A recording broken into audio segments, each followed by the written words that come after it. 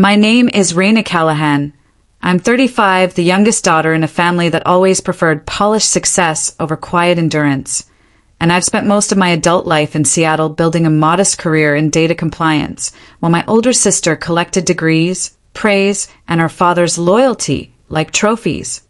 In a house where achievement was currency, I was the expendable one, the afterthought, the problem child who asked too many questions and fit nowhere neatly. I learned early how to stay small, how to swallow disappointment, how to pretend it didn't hurt when family gatherings felt like trials. I was destined to fail. But everything I believed about my place in that family cracked the night my father texted me, "Don't come to your sister's graduation. She doesn't want to see you." And I realized the message wasn't about feelings at all. It was about something far more dangerous they thought I wouldn't notice. I didn't argue. I didn't beg. I quietly shut something down instead. And that was the moment they made me their biggest mistake. It was 9:47 p.m. Rain hit the window in sheets, like the city itself wanted to stay quiet. I sat at my kitchen table, bare feet cold against the tile. The message still glowed on my phone. His words weren't cruel. They were surgical. The PDF attachment loaded slowly. My name, Cassidy's name, our mother's name, a release form, property reassignment, my mother's queen and house, gone. A line at the bottom, signatory, Raina C. Callahan. Time-stamped 6 weeks ago. Notarized. I never signed that. I never even saw it. I clicked into the linked trust account. 0. Cleared. Gone. The second I saw it, my body did something before my mind caught up. Instinct. Not emotion. I opened every account I had access to. Some of them relics from when I was still part of the family. The last one, a joint custodial account my father set up when I was 17, still had $42,368.92. I closed it. 3 clicks. Done. No confirmation needed. My name was still on it. The screen went black. The sound of the rain seemed louder. My heartbeat slower. Then the ping. Email. No sender. No subject. Just an audio file. I pressed play. Static. A cough. Then Cassidy's voice, sharp and impatient. She can't show up. If she steps in, we're exposed. Just make sure she doesn't touch anything. Click. It ended there. Every instinct I had, every gut warning I'd ignored for years, snapped to attention. This wasn't emotional exile. It was a cover-up. An operation. I didn't know what they were hiding, but I knew what they'd just stolen. I reached for my laptop, started recording everything. Screenshots, audio backups, file names, date stamps. No lights on. I worked in the dark. Outside, a car engine turned over. Stopped. Started again. Stopped. I didn't move to the window. No one gets this paranoid without cause. A phrase my mother used to say popped into my mind. Paranoia is just pattern recognition your brain hasn't caught up with yet. My phone buzzed again. Unknown number. No text. Just a dot. A voice message. I didn't play it. Instead, I opened the drawer under the sink, pulled out the portable SSD drive I never used, transferred everything. The house, the accounts, the forged document, the audio file. I checked the hallway. Empty. Then the street. Still raining. But I could feel it, something just outside frame. A hum beneath everything. Tension, hiding in routine. You know it when the air feels heavier than the silence. I stepped back from the window, locked the deadbolt, went back to the table. My finger hovered over the audio file. I played it again. This time I caught something I missed. Another voice. Not Cassidy. Male. Calm. Controlled.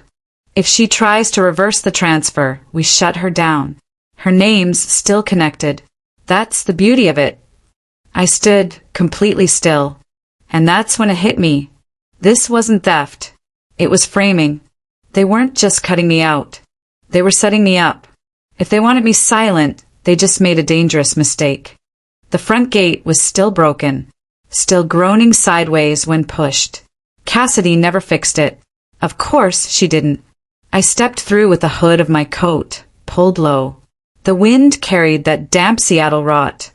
Wet concrete, pine mildew. Queen, and hadn't changed. But the house had. It was hollow. Too clean. Too staged. Like it didn't belong to anyone anymore. Inside, fresh paint erased everything that once smelled like my mother. Her almond soap. Her books stacked too deep. Gone. The walls were a paler beige. Not ours. My boots left prints on the polished hardwood. A vase of fake orchids sat under a fake abstract painting. I knew that painting. It was from Cassidy's condo staging kit, which meant she had already packed this house into her next deal. She's fast, I muttered. Faster than I expected. Footsteps. I turned sharp. A man emerged from the dining room. Crisp suit. A realtor's smile 2 seconds from default. Can I help you? I held my breath. Then exhaled cool. I'm just visiting, I said. I grew up here. He tilted his head. Ah, you must be Raina. I froze. Cassidy mentioned you might drop by. She didn't say you had access, though. I blinked. She gave me the garage code. Not a lie. She just didn't know it. He stepped closer. Miles Acker. I'm managing the listing. Should be wrapped up soon. Title's already transferring. Her name's on everything now. Is it? I asked. Must have been a quick notarization. His smile shifted. Too slow. Not a flicker of empathy in it. You know how family trusts work. Streamlines the process. I nodded. Faked interest in the countertop. He took a call. I moved. Straight upstairs. My old room was stripped. Nothing personal. Not even the ceiling hook where I used to hang plants. But I remembered the floor. One board. 2 steps left from the door, under the second plank. Always loose. I pulled it. Still there. A small pouch. Leather. Old. Inside, my mother's journal. Cracked spine. Faint smell of rose oil.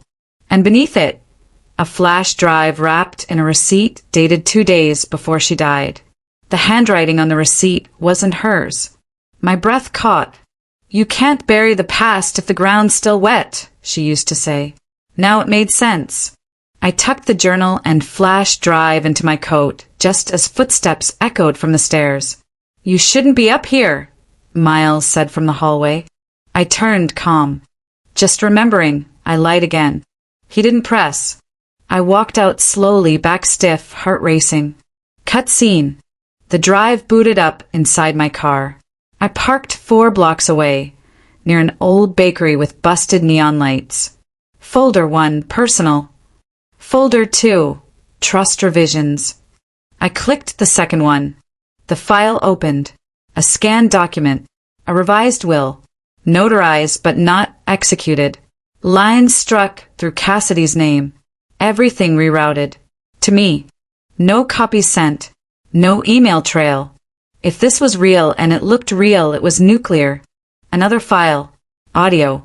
Titled, Do Not Delete. I plugged in my earbuds. The sound clicked on. My mother's voice, weaker than I remembered, but still her. I don't trust Cassidy anymore. I know what she's done. And Raina, if you're listening, I hope you know this wasn't your fault. I tried to protect you. I just didn't expect it to go this far. The people around her, they're not who you think. If something happens, don't trust Thomas either. And for God's sake, protect what's yours. There's more than you know. Click. Silence. I didn't cry. I couldn't. Not yet. Grief was a luxury, and they'd already stolen too much. Another buzz. Voicemail. Not from Cassidy. Not Dad. Darius. Raina, I don't know what you've walked into, but you need to call me. Now. I think you're in the middle of something way bigger than just property fraud. Bigger? That word sat wrong. Sinking. Souring. The clouds darkened overhead. I stared out the windshield. Across the street, A black car hadn't moved for 20 minutes. Window tint too dark for state law. Engine running. I checked my mirror. No movement. But something in me said don't go home. I grabbed the drive, locked it inside the glove box, started the engine. The black car started too. Coincidence? I turned right. So did they. Another turn. Another mirror check. Still behind me. Heart spiking. Fingers gripping the wheel too tight. Third turn. Alleyway. Quick cut. I pulled into a narrow driveway between two buildings. Killed the engine. Waited. 1 beat. 2. 3. The black car passed. Didn't slow. Didn't stop. I let the breath go. Still watched the street. Still listened. Because if they were watching me this early, they weren't just cleaning up the past. They were scared I might find what was buried. The will wasn't fake. The fake was everything else.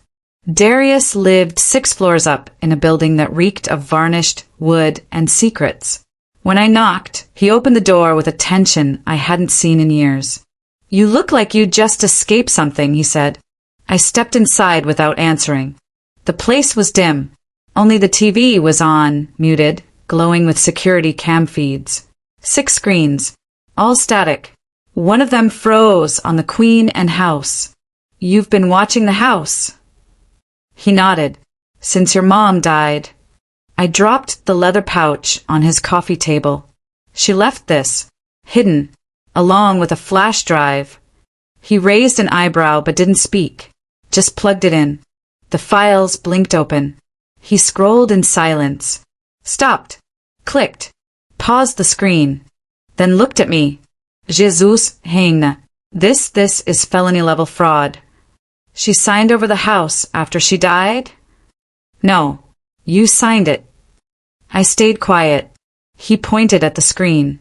"This signature, this is traced from your 2018 IRS filing. Cassidy had access to those files, didn't she?" I nodded. He clicked another window. His hands moved fast. "Okay. Here's the kicker. That trust account wasn't just drained. It was rerouted. Split across 3 LLCs in Delaware, shell companies, the kind that exist to hide cash." He paused. "Cassidy didn't do this alone." I looked down. My hands were shaking. "She used me like a dead signature." He turned. "It's more than that.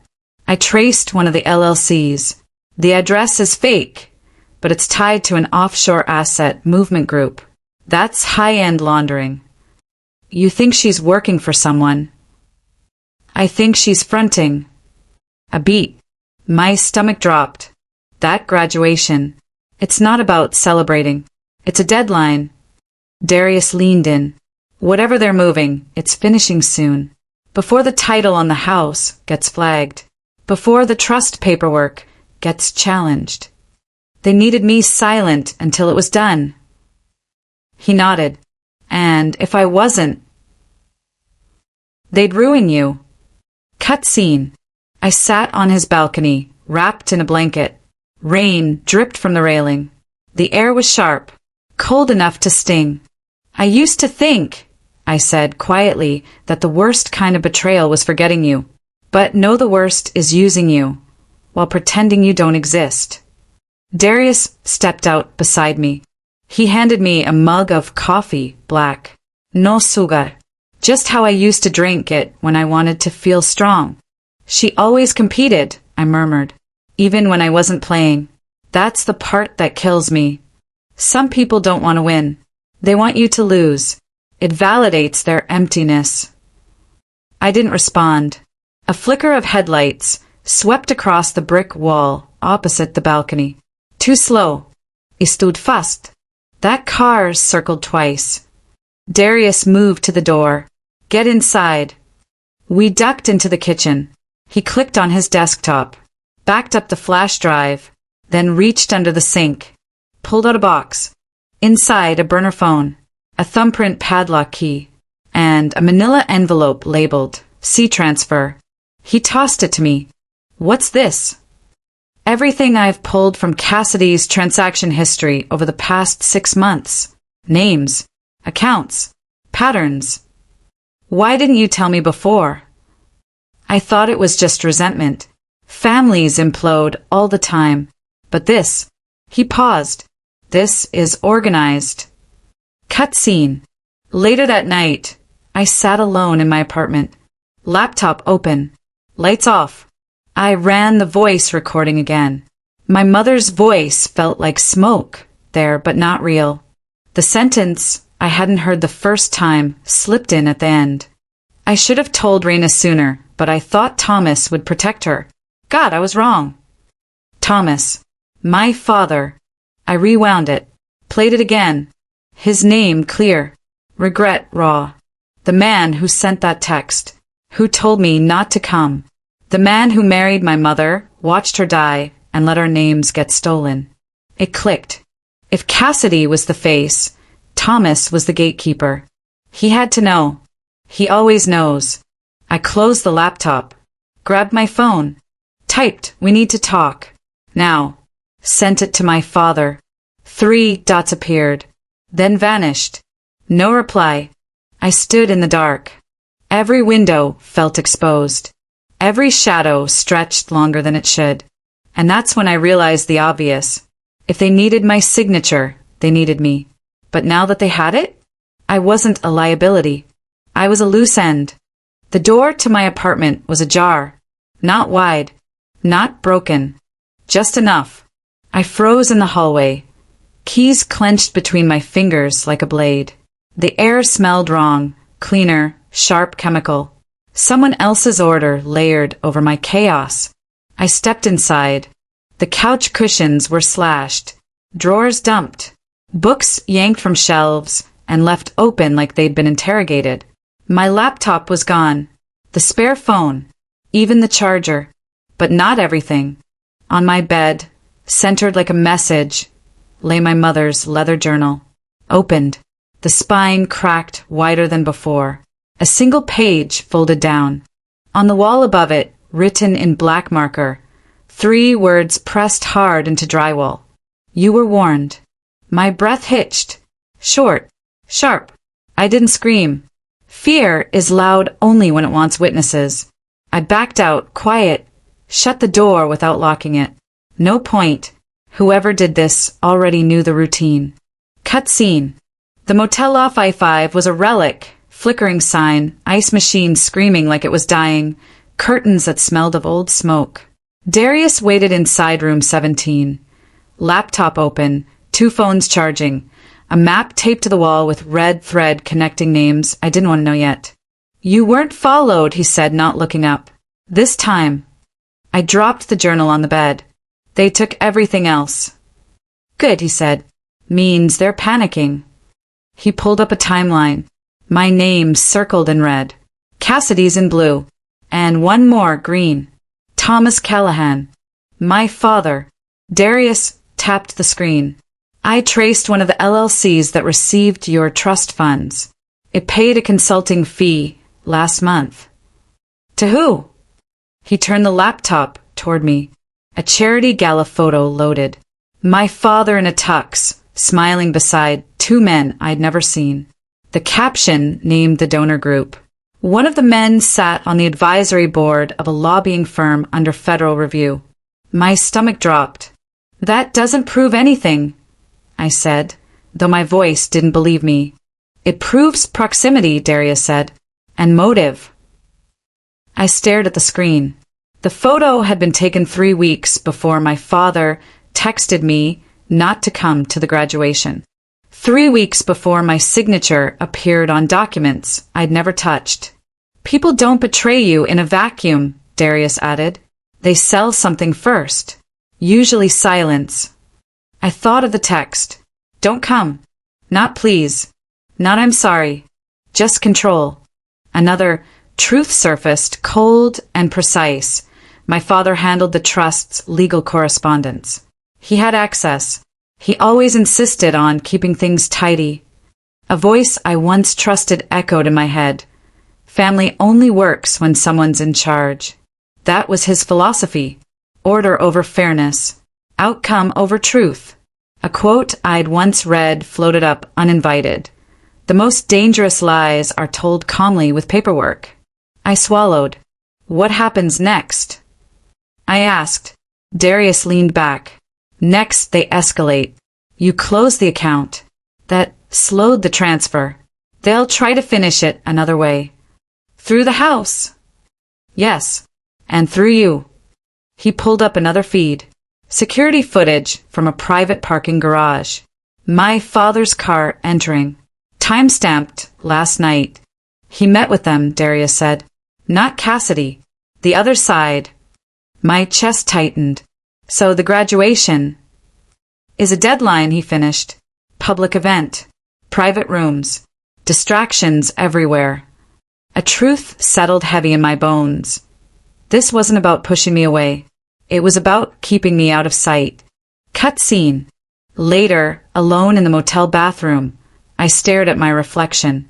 The fluorescent light hummed. My eyes looked older. Sharper. Like they'd finally accepted what my heart had resisted. I whispered to myself, steadying. Power doesn't ask for permission. It assumes compliance. My phone buzzed. Unknown number. I answered. Raina. My father's voice. Calm. Warm. Practiced. We need to stop this, he said. You're upsetting people. People, I repeated. Or partners. Silence. Then a sigh. You don't understand how close this is, he said. How fragile. What's fragile? I asked. Your reputation or my life? A pause too long to be innocent. Stay away from the ceremony, he said softly. I'm trying to protect you. The lie was so smooth, it almost impressed me. I already closed the accounts, I said. Another pause. This one heavier. You shouldn't have done that. Click. The call ended. I stood there, phone still to my ear, the weight of it finally undeniable. A line from my mother's journal surfaced, something she'd underlined twice. When someone tells you they're protecting you, ask what they're protecting themselves from. I went back into the room. Darius looked up. He called, said, and now I know. I grabbed my coat, the journal, the burner phone. Because if my father had chosen this side, if he'd signed off on selling me out, then there was no middle ground left. My father didn't betray me. He sold me. We entered the campus through the service gate. Black polos, lanyards clipped low, vendor badges forged just well enough to pass a distracted glance. The kind of lie that survives only because no one expects it. Crowds everywhere. Caps. Gowns. Laughter too loud to be real. Noise is the best camouflage. Darius murmured, clocks ticking. 1:25. I nodded once. Didn't look at him. Eyes up. Shoulders loose. Walk like you belong, because fear always snitches first. Inside the student center, security lines were thin. Volunteers smiling.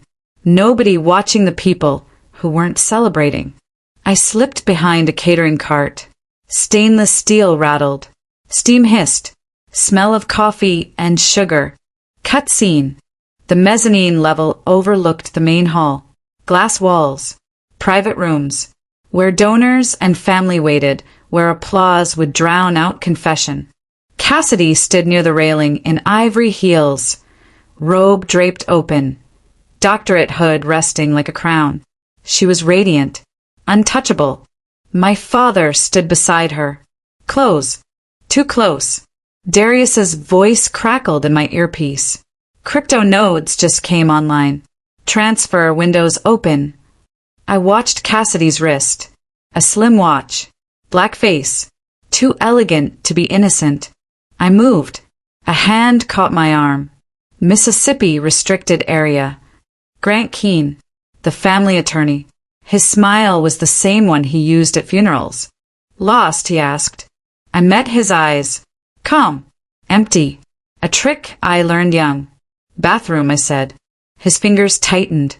Let's talk somewhere quieter. He steered me into a service corridor. Fluorescent lights flickered. The noise faded. He leaned in. You don't belong here. You notarized my name, I said softly. His jaw flexed. Careful, he said. Accusations have consequences. So, do signatures. He reached inside his jacket. The blade flashed. Short, quick, designed to scare more than kill. Time slowed. The hum of electricity. The scrape of shoes. My breath loud in my ears. I remembered something my mother once said. When someone threatens you quietly, they're afraid of witnesses. I grabbed the fire extinguisher from the wall. Pulled. White powder exploded between us. He coughed. Swore. I swung. The canister hit his wrist. The knife clattered. I drove my shoulder into his chest. He hit the wall hard, slid down, stunned but breathing. I dragged him behind a stack of folded chairs. Took his phone. His access card. My hands shook. I forced them still. Control is a choice, not a feeling. Cut scene. Back in the hall, applause erupted. The ceremony had started. Cassidy's name was next. Darius, Ray. Now. I moved fast. Up the stairs. Through the glass doors. Into the VIP mezzanine. Cassidy turned as I approached. Her smile froze. You shouldn't be here, she said, voice thin as glass. I know, I said. That's why I came. She glanced at my father. He stiffened. You signed everything, she hissed. You were done. I was used. She laughed. Sharp. Ugly. You were convenient. Her thumb brushed the watch. I grabbed her wrist. Hard. The watch cracked against the railing. Spark snapped. The screen went dead. For a heartbeat, no one moved. Then my father drew a gun. Not theatrical. Small. Controlled. The kind men carry when they believe rules don't apply to them. Enough, he said. This ends now. A truth landed heavy and final. He had chosen. Long before tonight. Darius's voice surged through the speakers. Campus-wide. Clear. My mother's voice followed. I should have told Raina sooner. I thought Thomas would protect her. I was wrong. Gasps rippled through the hall. Heads turned. Phones rose. Cassidy screamed. Turn it off. Security surged. Confusion bloomed. I stepped forward. You built everything on my name. On my silence. My father's hand trembled. A line I once read came back to me, cold and precise. Power panics when exposed to daylight. Sirens wailed outside. SWAT flooded in. Black uniforms. Shouts. Orders. My father dropped the gun. It clattered, loud as judgment. Cassidy lunged for me. Missed. Slipped. Fell. Hands on her shoulders. Cuffs clicking shut. She looked up at me, mascara streaked, fury naked. You think this makes you right? I leaned down. No. It makes me done. They pulled her away. My father wouldn't meet my eyes. Cut scene. Outside, helicopters chopped the sky. Rain started again, soft and relentless. Darius stood beside me, breath ragged, eyes bright. It's rolling, he said. All of it. I watched the doors close behind the officers. A final thought settled, steady and sharp. They built an empire on my name. Now I'll burn it down. The courtroom was cold. Not physically. Temperatures hovered above normal.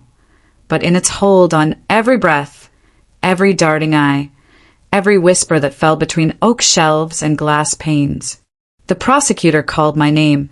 I stood, short breath, eyes forward. No tremor. No hesitation. They already knew the risks. I testified fast. Facts first. Signatures traced. Trust funds funneled. Emails timestamped. Audio recordings played in front of dozens. A woman's voice, my mother's, echoed off the walls. When someone tells you they're protecting you, ask what they're protecting themselves from. Silence fell every time that line played. No one spoke. No one blinked first. In the gallery, a few faces shifted uneasily. My father wasn't there. Cassidy was. Handcuffs. Head lowered. Eyes angry. But empty. The judge called recess. I walked out, surrounded by flashes I didn't request, questions I wasn't ready for. Darius met me at the steps. His expression was calm, but sharp, like a blade that had just cut free. "We're not done," he said. I nodded. People cheered. Cameras thundered. But inside, a quiet moved through me. A truth that felt heavier than victory. Later, outside, sun breaking through clouds that had threatened rain all morning, I walked through the plaza toward an old fountain. Water splashed hard.